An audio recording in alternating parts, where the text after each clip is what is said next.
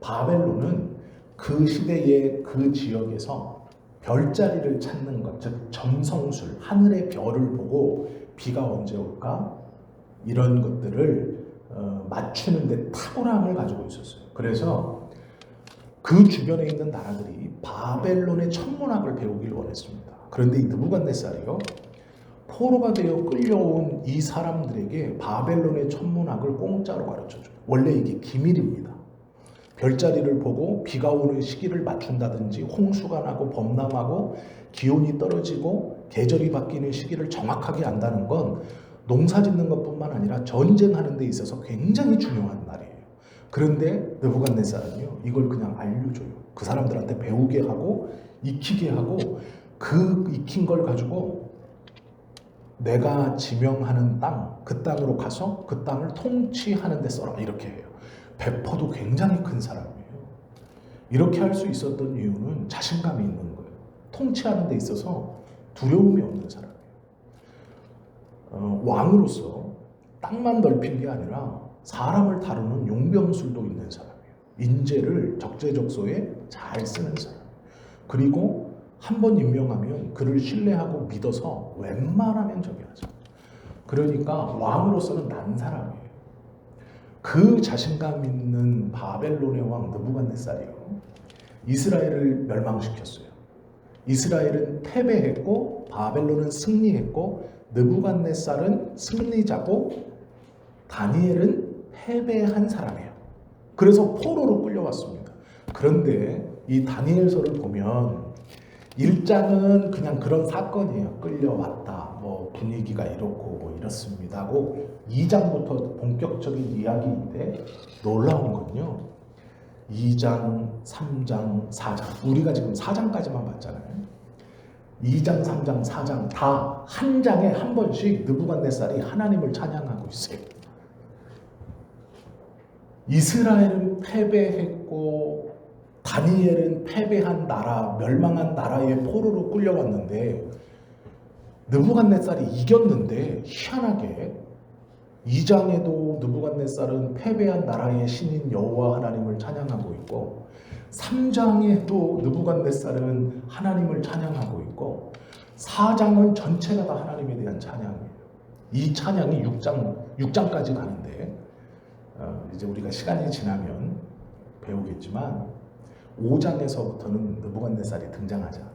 왜 그러냐면 4장을 마지막으로 느부갓네살이 죽임을 당하고 다리오가 왕이 됩니다. 그러니까 나라가 바뀌어요.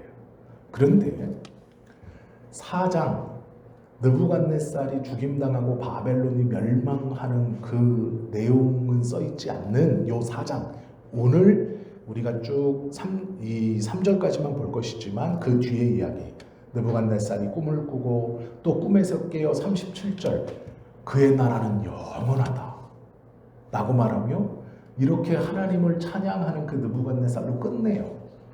역사에서는 왕조가 망하는데요, 성경은 그걸 기록하고 있지 않아요. 그리고 뭐까지만 기록하냐면 이 느부갓네살 왕이 2장에서도 하나님을 찬양하고 3장에서도 하나님을 찬양하고 4장에서도 하나님을 찬양해요. 그런데 찬양의 깊이가 처음에 2장에서 이 정도였다면 3장은 더, 4장은 최고조로 올라가요. 찬양의 이 단계나 깊이가 올라가요. 말들이. 왜 그러느냐? 더 깊은 체험을 하는 거예요.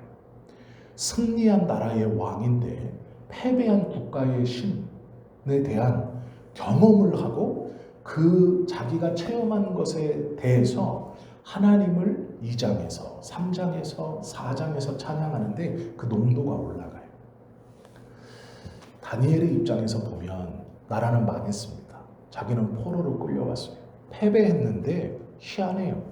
자기네 나라를 망하게 해서 승리한 저 왕이 자기네 신도 있거든요. 바벨론에는.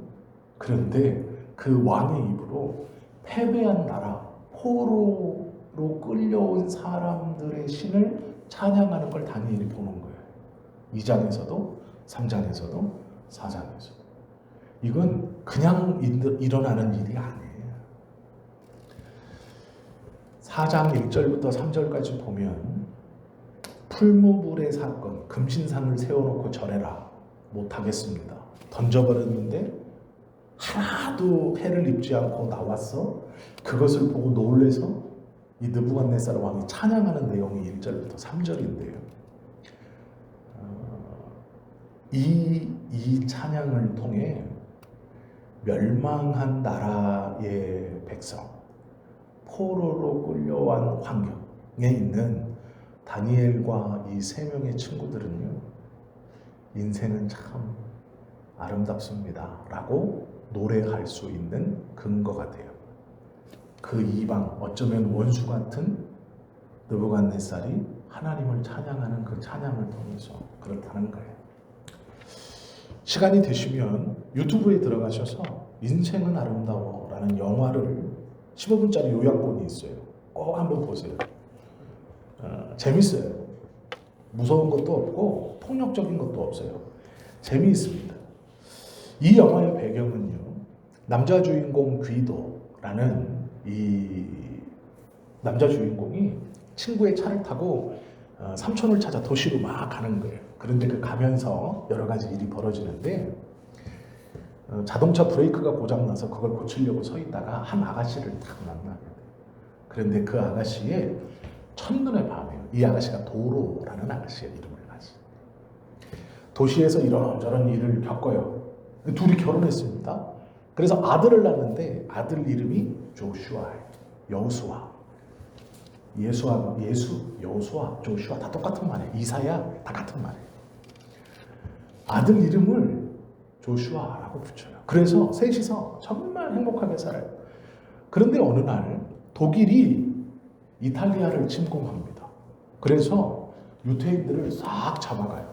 그런데 알고 봤더니 이 귀도가 유태인이에요. 그래서 요 귀도하고 아들 조슈아가 유태인 수용소로 끌려갑니다. 부인 도로가 이 남편하고 아들을 찾기 위해서 자진해서 그 수용소로 들어가요. 그래서 그 수용소 안에서 벌어지는 일이에요.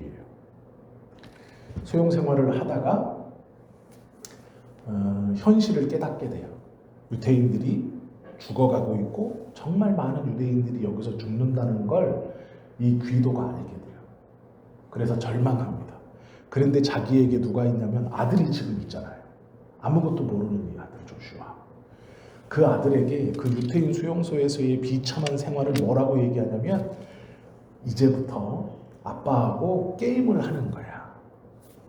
조슈아는 이 어른들, 순례인 어른들에게 절대로 걸리지 않도록 꼭꼭 숨어 있는 거야. 이 게임에서 이기면 아빠가 조슈아가 그렇게 원하고 그렇게 하고 싶은 소원을 들어줄게. 이렇게 말해요. 그래서 둘이 탈출을 하려고 막 이렇게 하다가 아들을 어떤 드럼통 속에, 쓰레기통 있는 드럼통 속에 아들을 넣어놓고 이제 게임의 마지막인데 여기서 조금만 참고 절대로 걸리지 않으면 조슈아가 승리하는 거야. 아버지가 나가서 조슈아를 찾지 못하도록 다른 사람들을 다 속여가지고 우리 조슈아가 게임에서 이길 수 있도록 해줄게. 그러고요 도망칩니다. 쫓아왔던 독일 군인들이요 소리가 나는 극에서 귀도를 잡아요. 그리고 총을 딱 대고 이제 죽이려고 끌고 가는 거예요. 그런데 이 아버지가 이제 죽으러 가는 거잖아요. 그 아들을 넣어놓은 통 쪽을 딱 보는데 아들 눈이 이렇게 보여요. 이렇게 보고 있는 거. 아들이 이렇게 보고 있어요. 그걸 봐요. 아들이 지금 아버지가 군인들한테 끌려가는 걸 보고 있잖아요. 근데 이 아버지가 이게 게임이라고 했잖아요. 장난하듯이 그 아들을 보면서 웃어가면서 척 이렇게 웃어가면서 가요. 게임하는 것처럼. 그리고 벽 뒤로 딱 사라져요. 그리고 죽는 거예요. 그리고 이제 시간이 얼마 지나지 않아 연합군의 탱크가 그 수용소에 밀고 들어오고 독일군들이 도망가고 이 아들이 연합군의 탱크 꼭대기에 타서 이제 쭉 가요. 이 영화가 끝나요. 근데 이 유대인들의 비극적인 삶을 다룬 이 영화의 제목이 Life is Beautiful이에요. 인생은 아름다워라는 거예요. 뭐가 아름다운가? 아버지가 아들을 사랑하는 그 사랑이 있어서 아름답고, 부인이 남편과 아이를 찾기 위해서 자진해서 그 수용소가 그냥 놀러가는 소풍이 아니잖아요. 그것에 들어오는 그 사랑이 있어서 아름답고, 그 영화를 보면 처음부터 재밌어요. 편안해요. 웃기기도 하고 재밌어요. 과장된 것도 있어요. 그런데 그 영화가 다 끝나면 삶이 뭔가에 대해서 한 번쯤 돌아보게 돼요. 우리도 비슷한 삶을 살죠. 편안하게만 사는 사람이 어디 있어요? 삶에 이야기가 다 있죠. 그 삶이 아름다울 수 있는 이유가 있어요. 제일 중요한 것은 하나님이 계시기 때문이에요. 아버지와 같은 하나님. 하나님이 우리에게 계시기 때문에 인생은 아름답다고 말할 수 있는 것이 첫 번째예요. 다니엘은 나라가 망하고 포로로 끌려왔습니다. 그런데 놀랍게도 자신의 나라를 멸망시키고 자기를 포로로 끌고 온 원수 같은 왕이 하나님을 찬양해요. 이게요, 환경을 뛰어넘어 인생은 아름다워 라고 말할 수 있는 근거예요. 하나님이 계시다는 것. 그런데 믿는 자가 정말로 인생을 아름답게 살 수 있는 방법이 있어요. 그걸 좀 알려드릴게요. 그걸 우리가 함께 좀 배우려고 해요. 느부갓네살 왕이요, 3절에 보시면 참으로 크도다 그의 이적이요, 참으로 능하도다 그의 놀라운 일이요, 그의 나라는 영원한 나라요, 그의 통치는 대대에 이르리로다. 지금 이 사람 왕이에요. 원수의 나라의 왕. 그런데 자기가 멸망한 나라의 신에 대해서 찬양하는데 뭐라고 하냐면 그의 나라와 그의 통치가 영원하다 이렇게 말하고 있어요. 그의 나라가 영원하면 자기네 나라는 망하는 거예요. 그의 통치가 영원하면 자신의 통치권을 잃어버리는 거예요. 그런데 이렇게 노래하고 있어요. 신학이라는 거, 믿음이라는 걸요, 앞에 수식어가 하나 붙어요. 믿음이라고 할 때 어떠한 믿음이라고 할 때 요 작은 의미의 믿음 말고 근본적인 의미의 믿음이라고 얘기할 때요, 앞에 하나가 붙는데 그게 뭐냐면 송영이라는 단어예요. 송영. 찬송이라는 뜻인데, 믿음이 있다 하면서 송영이 없는, 즉 하나님을 높여 부르는 노래 부름이 없는 것은 진짜 믿음이 아니다라는 의미예요. 신학의 최고봉도 송영의 신학이라고 말해요. 찬송이 있는 신학, 하나님을 경배할 수 있는 신학, 믿음도 마찬가지입니다. 송영의 믿음, 찬송이 있는 믿음, 이것이 진짜 믿음이라고 그래요.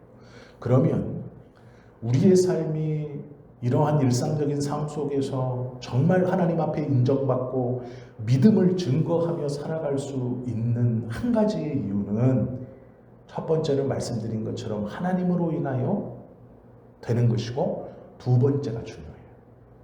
우리 입장에서 그게 뭐냐면 찬양할 수 있기 때문인데, 찬양해야 우리의 믿음이 증거되고 우리의 믿음이 올바라져요. 그래서 찬양의 믿음이 돼야 돼요. 그냥 믿음만 가지고는 안 되고 이 믿음이 진짜이려면 찬양이 있어야 돼요. 우리가 지난주에 함께 나눈 것처럼 감사하지 못하면 찬양할 수 없습니다. 불평하면 기도는 할 수 있어요. 그런데 찬양은요, 감사가 없으면 안 돼요. 믿음이 있다, 그런데 찬양이 없다라는 건 이 믿음이 진짜인가 한번 돌아봐야 되는 거예요. 우리의 입술에서 찬양이 없다, 나의 삶에서 찬양이 없다, 그럼 내 믿음이 진짜인가 한번 돌아봐야 돼요. 찬양도 세 가지 단계가 있습니다. 이걸 좀 우리가 좀 함께 보려고 그러는데요. 첫 번째 단계, 특별한 날에 하나님을 찬양하는 거예요. 특별한 날에 하나님께 영광 돌릴 일이 내 삶에 일어났을 때, 풀무불에 들어갔는데 멀쩡히 걸어 나왔을 때 하나님을 찬양하는 거예요. 홍해에 들어갔는데 그 물이 갈라지고 내가 마른 땅을 건너 반대편으로 멀쩡히 나왔을 때 특별한 날에 하나님을 찬양하는, 특별한 경험을 하면 에이 목사님 특별한 경험을 하면 다 찬양하죠.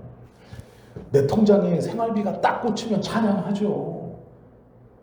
우리 애가 이번 시험 잘 보면 제가 찬양하죠. 그런데 그렇게 되나요? 아니에요. 왜 안 되는 줄 아세요? 이번에는 잘 봤는데 다음에는 어쩌려나. 중간고사 잘 봤다니까요. 그런데 기말고사 걱정하고 있어요. 이번에는 잘 봤다는데 다음에는 어쩌려나. 이번 달에 생활비가 딱 들어왔는데요. 이번 달은 들어왔는데 다음 달은 어쩌려나. 이러고 있어요. 찬양이 미뤄져요. 자꾸 뒤로. 왜 미뤄지냐면 채워졌는데 걱정이 따라와요. 그 채움과 걱정이 같이 와, 세트로. 그래서 이번 달이 채워져서 감사하고 하나님 감사합니다. 뭐 이렇게 할 수 있는데 이번 달은 됐는데 다음 달은 어쩌려나. 이것 때문에 못해요. 이번에는 잘 됐다는데 다음에는 어쩌려나. 그것 때문에 못해요. 걱정이 따라와요. 불안이 따라와요. 그러니 찬양을 못해요. 특별한 날에 찬양하는 것 쉽지 않아요. 특별한 날에 그 특별한 은혜를 기억하고 하나님을 노래하고 하나님께 감사하며 찬양하는 것은 수준 높은 신앙이에요. 이거 특별한 날 있으면 찬양하는 거 뭐가 문제입니까? 할 것 같지만 걱정이 따라오고 불안이 따라와서 못해요. 이번은 됐는데 다음은 안 되면 어떡하지?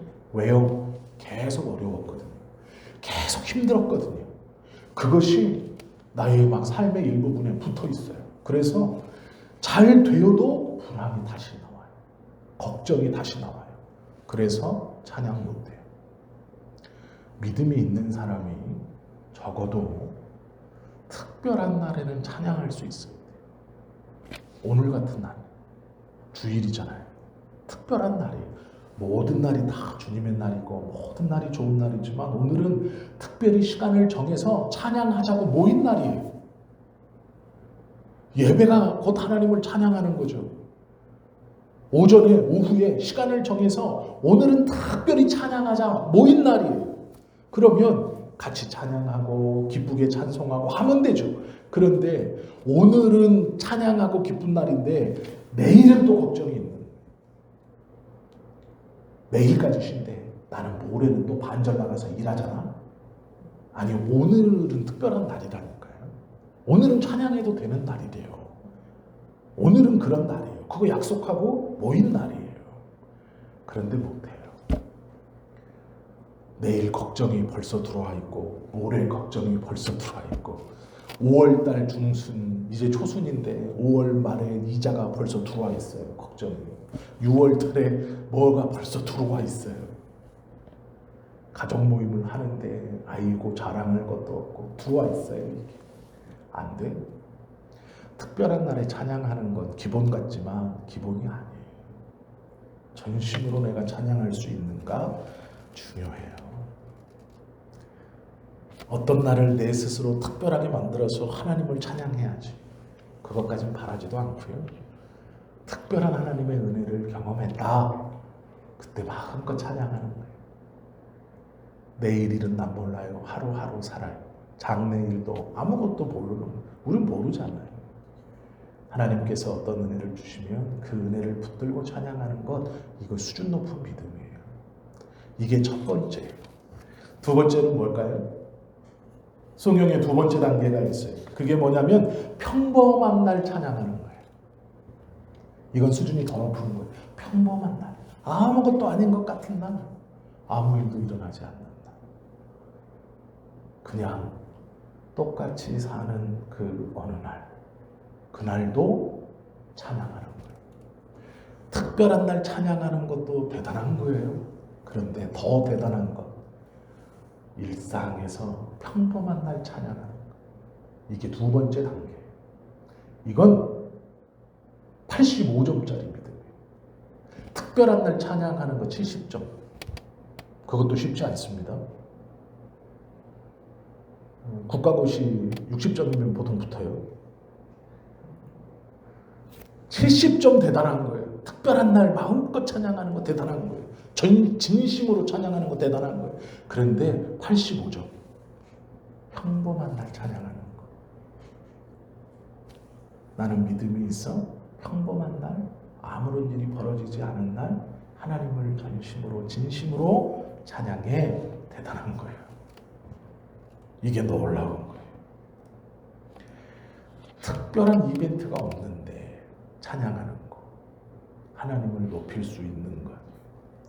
먹는 것도 비슷하고 자는 것도 비슷하고 일어난 사건도 비슷하고 특별함이 없는 것. 그때 하나님을 기억해서 감사하고 찬양하는 것. 놀라운 겁니다. 느부갓네살이요, 사장은 두 번째 꿈을 꾸는 거예요. 하나님에 대해서 하나님이 주신 꿈 두 번째를 꾸는 건데, 아까 말씀드린 것처럼 1장부터 지금까지 가만히 보면 2장에서도 하나님 찬양, 3장에서도 하나님 찬양, 4장에서도 하나님 찬양해. 이방 왕의 입으로 하나님을 찬송하게 하고, 그걸 이 왕은요 또 성격이 자기만 찬양하는 게 아니라 꼭 공표를 해요. 내 나라 백성은 다 들어라. 이렇게 하고 2장도 3장도 4장도 다 공표를 해버려요. 야, 다 들어라. 너희는 다 들어라. 이렇게 말하는 거예요. 평범한 날 찬양한다. 하나님에 대한 깨달음이 특별한 날 나를 도우시는 하나님, 나와 함께 하시는 하나님뿐 아니라 일상에서도 나와 함께 하시고 나를 도우시고 나와 함께 하시는 그 은혜의 하나님을 알아. 평범한 날 하나님을 찬양하는 것 정말로 수준 높은 찬양. 그럼 마지막은 뭘까요?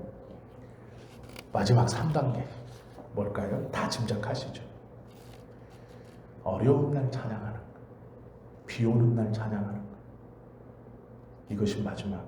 이게 100점이에요. 고난의 날 찬양하는 것, 힘든 날 찬양하는 것. 특별한 날 찬양하는 거 잘 안 됩니다.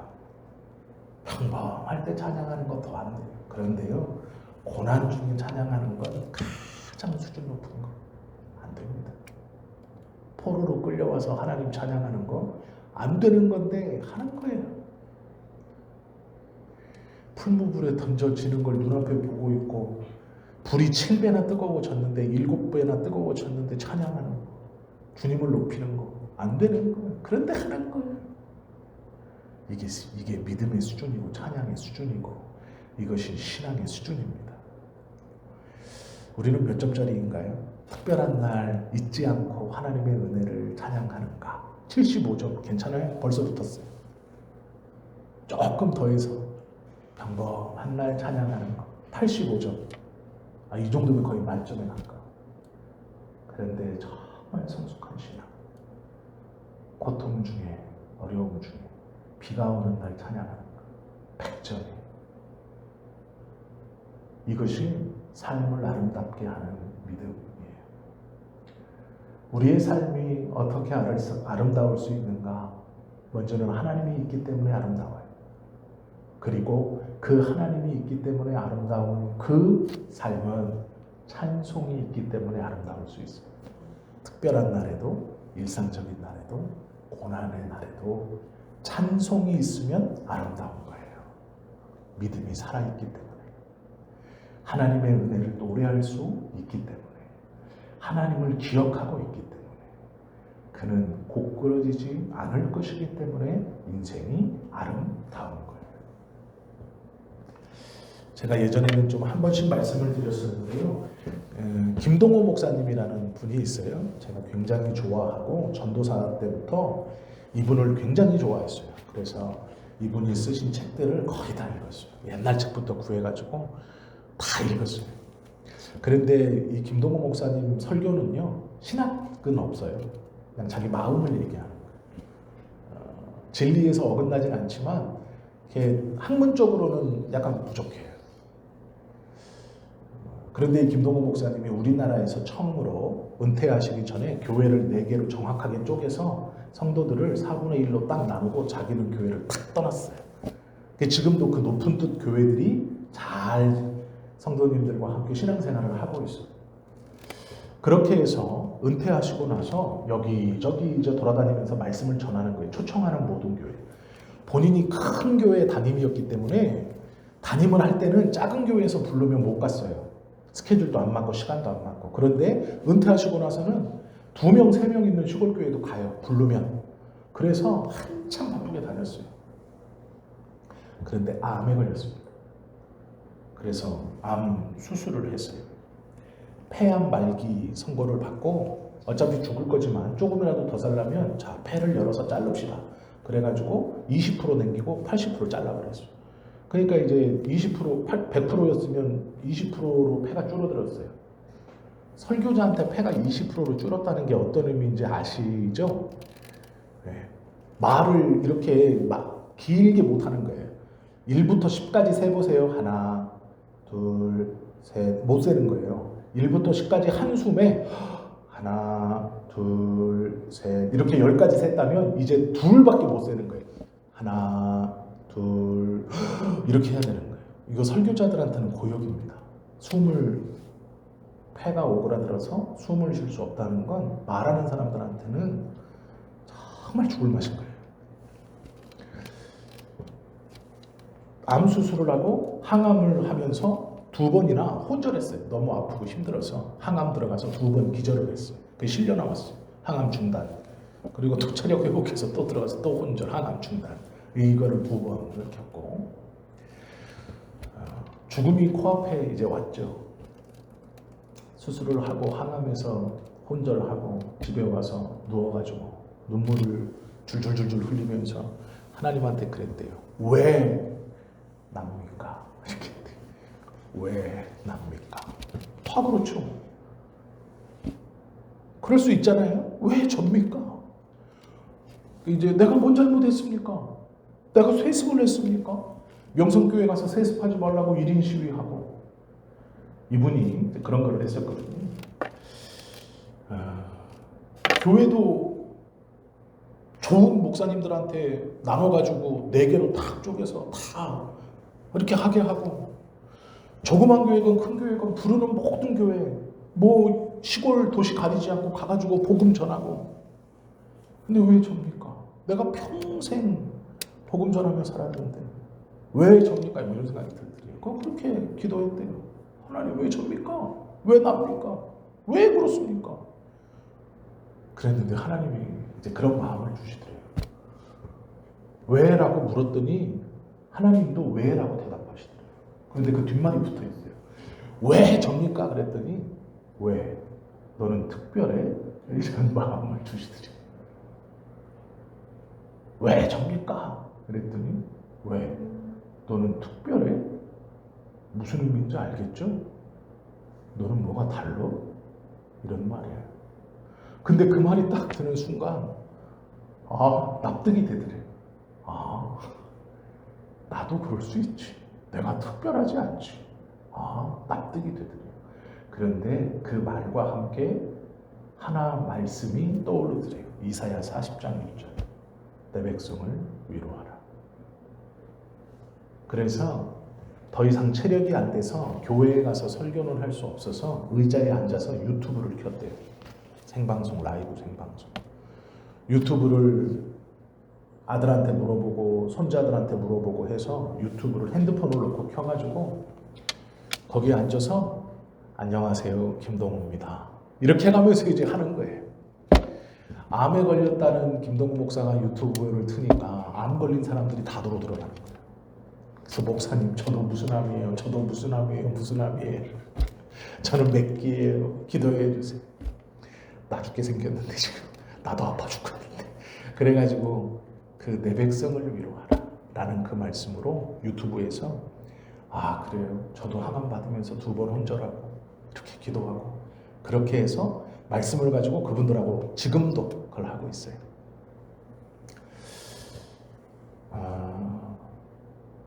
평생 주님을 위해 헌신했고 남 부럽지 않게 한국에서 내노라 하는 목사로 어쨌든 하나님 앞에 부끄럽지 않게 사역하려고 노력했고 암에 걸려 고통에 빠져서 하나님 원망하는 중에 왜 너는 특별해? 라는 그 말씀과 이사야 40장에 있는 말씀 내 백성을 위로하라. 그 말씀으로 이렇게 하는 거예요. 그런데 이분이요, 자기 설교에 대해서 이렇게 말했어요. 제 설교는 보리떡 같습니다. 거칠어요. 맛이 없어요. 까끌까끌해요. 이제는 시간도 없고 체력도 안 돼서 잘 다듬거나 잘 할 수 없어요. 보리떡 같습니다. 그래서 듣기에 거북하고 논리성도 부족하고 성경의 말씀의 인용도 부족해요. 그런데 어떤 분은 이 보리떡을 먹고 감사하다고 회복되었다고, 어떤 분은 이 보리떡을 먹고 은혜를 받았다고 말씀해 주시니 참 감사합니다. 이렇게 얘기하시더라고요. 가만히 우리가 한번 생각해 보세요. 거친 보리떡이라고 말하는 그 다듬어지지 않고 시간을 쏟을 수 없는 하나님의 말씀을 전하면서 하나님은 그걸 오병이어의 기적처럼 같은 고통 속에 있는 사람들에게 먹게 하시고 그것이 위로가 되어 많은 사람들이 그 순간, 고난 가운데 아픔 가운데 불평하던 그 순간 갑자기 하나님께 감사하게 되고 찬송하게 되는 거예요. 이것이 오병이어의 기적이죠. 우리의 삶에서 믿음은 그런 것입니다. 특별한 날 찬송하는 것, 참 수준 높은 신앙, 너무 감사합니다. 그러나 일상에서 찬송할 수 있는 것, 더 깊은 신앙, 최고의 신앙은, 최고의 믿음은, 인생을 아름답게 하는 최고의 노래는 고난 중에 하는 노래예요. 그것도 하나님을 온전히 찬양하는 노래. 고난 중에 하나님을 찬양할 수 있으면 그 찬양 송영으로 말미암아 우리의 믿음이 증거되어지고 그것으로 우리의 삶이 아름답다라고 말할 수 있는, 그걸 증거하는 거예요. 세상 사람들은요, 돈 많은 거 증거해봐라. 그래서 좋은 차를 타요. 좋은 아파트에 살아요. 좋은 옷을 입어야 돼요. 그래서 나 돈 많고 나 성공한 걸 보여야 돼요. 그래야 대우해줘요. 네가 성공했다는 증거가 뭐냐? 네가 돈이 많고 네가 힘이 있다는 증거가 뭐냐? 좋은 차 타는 거, 넓은 집 사는 거, 좋은 옷 입는 거, 돈을 펑펑 쓰는 거. 그것을 보면 사람들이 저 사람 성공했나 봐. 아유, 저 사람 뭐 했나 봐. 세상은 그래요. 그러나 하나님은요, 믿음이 있으면 헌금 많이 해봐라. 믿음이 있으면 교회 아침부터 저녁까지 살아봐라. 믿음이 있으면 교회에다가 턱턱 이것도 저것도 해봐라. 아니요. 그거 갖고 믿음 안 재요. 그거 갖고 인정 안 해줘요. 뭐 갖고 인정해줘요? 특별한 날 찬양할 수 있는, 조금 주의를 기울이면 할 수 있죠. 평범한 날 찬양할 수 있는, 왜 못해요? 그럼 고난받는 날 찬양할 수 있는, 어렵지만 한번 해볼게요. 근데 하나님이요, 네 믿음이 참 대단하다 인정해 주시는 거예요. 세상은 펑펑 써야 인정해줘요. 그래서 빚내서 쓰는 거예요. 허례원식을 하는 거예요. 주공 사는데 차는 벤츠 타야 되는 거예요. 무시 안 당하려고. 제가 주공 비난하는 거 절대 아닙니다. 저는 그것도 없어요. 그 말이 아니에요. 오해하시면 안 돼요. 세상은 그래요. 그래서요, 허례원식을 해야 돼요. 그런데 하나님은 그걸로 인정하지 않아요. 네 믿음을 보고 네 믿음을 증거하는 것은 찬양이 있느냐 없느냐, 우리의 입술에서 하나님을 노래하느냐 못하느냐, 특별한 날 하나님의 은혜에 대해서 노래할 수 있는 사람, 믿음을 증거하는, 평범한 날 하나님을 노래하는 사람, 믿음을 증거하는, 고난의 날, 마음 아픈 날 하나님을 노래하는 사람, 그 믿음을 하나님 앞에 증거하는. 나라가 망했어요. 이스라엘 백성들이 절망에 빠졌습니다. 그러니 하나님이 나라를 망하게 시킨 이방 왕의 입술로 하나님을 찬양케 해요. 은혜이기도 하지만 이건 부끄러운 겁니다. 이스라엘이 하나님을 찬양해야죠. 이스라엘이 하나님을 노래해야죠. 그들은 침묵하고 가만히 있으니 이방 왕의 입술로 하나님을 찬양해. 들어라 라는 거죠. 제가 이스라엘 백성이었으면 부끄러웠을 것 같아요.